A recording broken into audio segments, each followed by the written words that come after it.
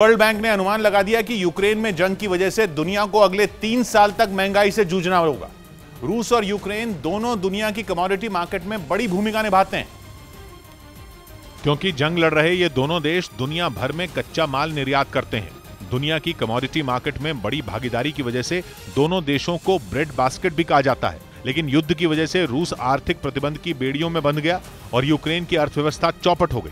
World bank का कहना है कि इसका खमियाजा पूरी दुनिया को अगले 3 साल तक भुगतना पड़ेगा। मतलब अगले 3 साल तक महंगाई पूरी दुनिया को रुलाएगी। वर्ल्ड बैंक ने यह दावा हाल ही में आई उसकी कमोडिटी मार्केट से जुड़ी एक रिपोर्ट में किया और दुनिया के लिए खतरे की घंटी बजा दी। कोरोना की वजह से दुनिया के देशों की अर्थव्यवस्था पहले ही पटरी से उतर चुकी है और रही सही कसर यूक्रेन युद्ध ने पूरी कर दी, क्योंकि 24 फरवरी के बाद रूस को पश्चिमी देशों ने अलग थलग कर दिया और यूक्रेन जंग में तबाही की वजह से खुद अलग पड़ गया, जिसका सीधा असर पड़ा वहां से होने वाले कच्चे माल के निर्यात पर। क्योंकि नेचुरल गैस और फर्टिलाइजर निर्यात करने वाला रूस दुनिया का सबसे बड़ा देश है। इसके अलावा कच्चा तेल निर्यात करने में उसका नंबर दूसरा है, जबकि यूक्रेन गेहूं निर्यात करने के मामले में दुनिया में तीसरे नंबर पर है। इसके अलावा वो 19% मक्का भी निर्यात करता है, जबकि दुनिया में सूरजमुखी के तेल की 80% जरूरत भी यूक्रेन ही पूरी करता है। जबकि इस मामले में रूस का नंबर दूसरा है। मतलब सूरजमुखी का तेल सप्लाई करने वाला रूस दुनिया का दूसरे सबसे बड़ा देश है।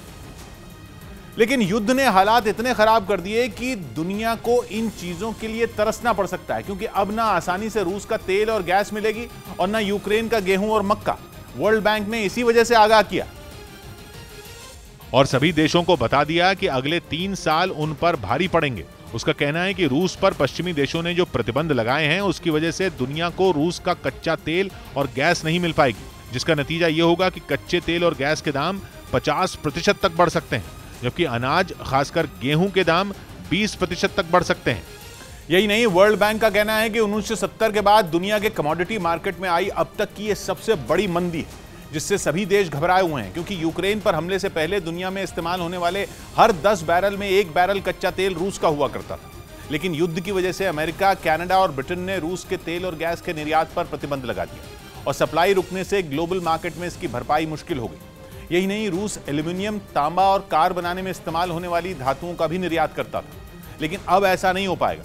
वर्ल्ड बैंक का कहना है कि रूस से होने वाले निर्यात पर पश्चिमी देशों ने जो प्रतिबंध लगाया है उसकी वजह से राहत मिलने की गुंजाइश बहुत कम है।